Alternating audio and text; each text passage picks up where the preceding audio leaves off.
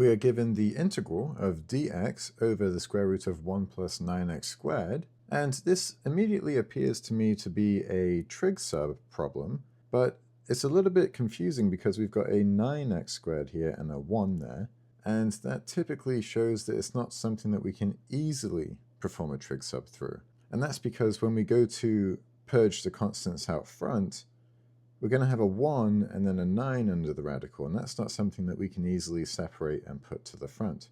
And so to remedy this, what I'll do is I'll do a u sub first. I'll let u equal 3x.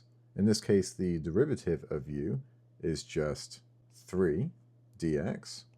And we have just a dx up top here, so we need to get this alone. And so to do that, we'll divide both sides by 3. And so we can rewrite this as 1/3 times the integral of 1 over the square root of 1 plus u squared du. And now this is something that we can easily perform a trig sub with. And so what we can say is we can say, let's let x equal, and because we have a positive here, this is a plus symbol, we know that it's a tangent u sub. In this case, a squared is 1 plus x squared is u squared. And because this is a plus, that's a tangent. In this case, a is 1. And so we can just say x equals tangent theta. In this case, dx equals secant squared theta d theta. And so this can be rewritten as 1/3 times the integral. And it's worth noting that I wrote x here, but really this is now u, and this is now du. Secant squared theta over the square root of 1 plus tangent squared theta d theta. Now, of course, thanks to our Pythagorean identities, we know that 1 plus tangent squared theta is the same thing as secant squared theta. And because it's underneath the radical, we know that it's actually just secant theta. And so what we can rewrite this whole thing as is 1/3 times the integral of secant squared theta over secant theta d theta. This, of course, simplifies down to just secant theta, because we have a 2 up top and a 1 on the bottom. It simplifies down. And so we're left with 1/3 times the integral of secant theta d theta.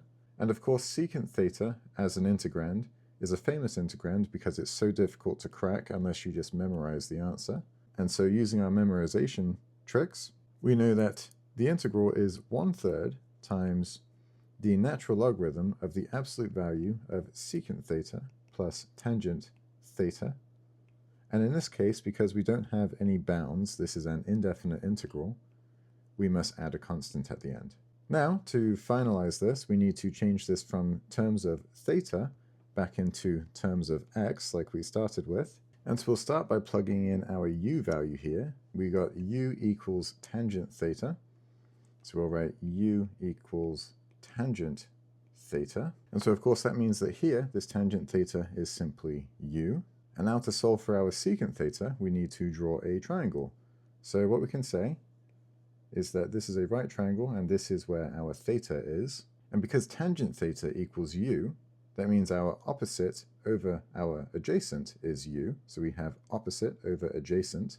And now let's mark this as x. We can say x squared equals u squared plus 1, squared of course, but that's just 1. And so solving for x, we get x equals the square root of u squared plus 1. So this is the square root of u squared plus 1. And secant is hypotenuse over adjacent. So let's go ahead and rewrite this now. We'll have 1/3 times the natural log of the absolute value of secant being hypotenuse over adjacent, which is just the square root of u squared plus 1. And then tangent is just u.